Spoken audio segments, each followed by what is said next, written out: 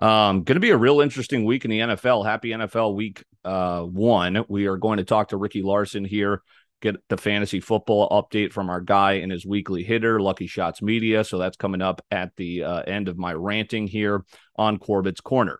I'm looking at, and watch the Colts lose to the Texans. I remember I switched my allegiance following Matt Ryan, BC. Speaking of, being tried and tribulated as a Falcons fan, now I'm a Colts fan and watch them freaking lose to the Texans here, 7-point favorites. They're the most popular survivor pool pick for week one. Never a good sign.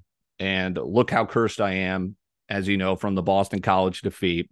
Cardinals are probably going to get swept out of the playoffs because the fall's ruined for me. So the sporting gods decided, you know what, Dylan, more suffering, worse suffering this year. So watch the Colts lose. But again, I think there could be some absolute carnage this week in the NFL. I feel like we're going to learn a lot about some teams. It's a learning week when you look at some of these lines. Are the Packers going to beat the Vikings on the road? He's throwing to Randall Cobb and Sammy Watkins. We know it's Rodgers, back-to-back MVP, but Vikes will find some way to blow it late in the game, right? Even with this new coach, now that Zimmer's gone. Who's trusting the Saints, even against the Falcons? There's a lot of like question marks where it's like I'm going over my survivor picks and I'm like, is there a chance this is the one? Because there's going to be an upset. There's going to be multiple upsets. Which one is it? Eagles going to beat the Lions? Pat's always struggle in Miami, but can the Dolphins? And do you really trust Tua? You trust Mike McDaniel in his first year? The Ravens going to beat Joe Flacco and the Jets? Crazier things have happened. Jets like to be that spoiler. Remember the Titans game last year for a lot of survivor picks. Chiefs going to beat the Cardinals? That line is moving like crazy. Cardinals aren't a bad team. In Arizona, there's probably going to be more Chiefs fans there, but that's a large line for a decent offense. Broncos going to beat the Seahawks? Pete Carroll revenge game? A lot of question marks this week, in my opinion. For what it's worth, I like the Rams. I think everyone's talking about the Bills, a team that's never won a Super Bowl. All of a sudden, they're Super Bowl favorites. I know that roster's talented. This team didn't even play in their own AFC title game last year. They should have, right? That was a crazy game against the Chiefs. But, everyone's talking about the Bills. 11.5 wins is their total. They're playing the Super Bowl champs in L.A. I like the Rams. Public's all over the Bills. Give me the Rams there. I'll take the points. Hope it's a one-score game.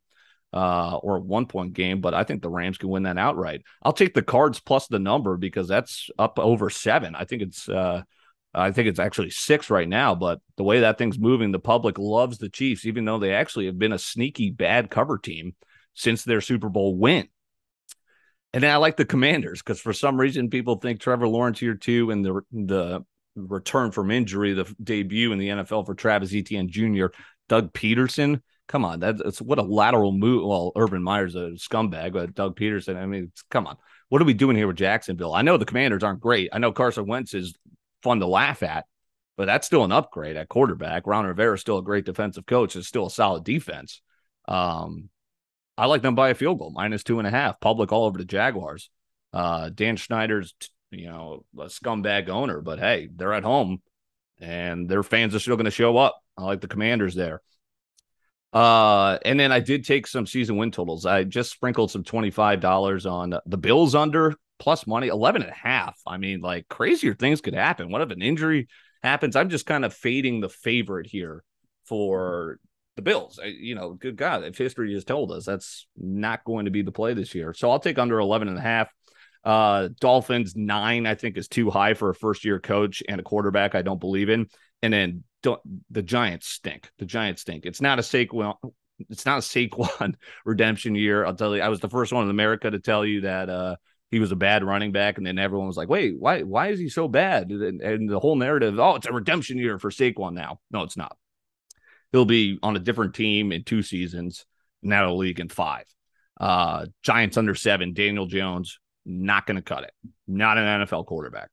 And then I'm playing some of these to miss the playoff lines plus money for Eagles, Broncos, and 49ers.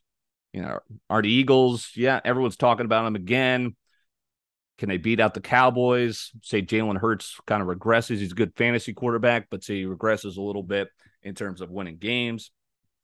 Broncos, I just don't know about, I don't trust that team around Russell Wilson. I think Wilson has lost a step since he's kind of been banged up at the tail end of that Seahawks dynasty.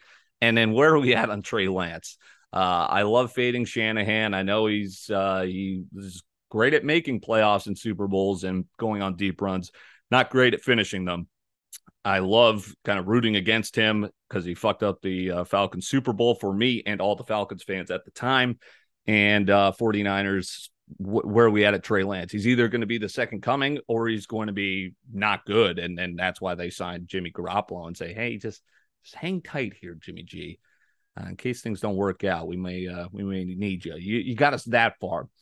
We might play our hand here close to the chest. All right, so that's NFL this weekend. King Sport about to take over. Everyone's fantasy drafts locked and loaded and done. And we get Thursday Night Football and a great matchup coming up. Corbett's Corner here.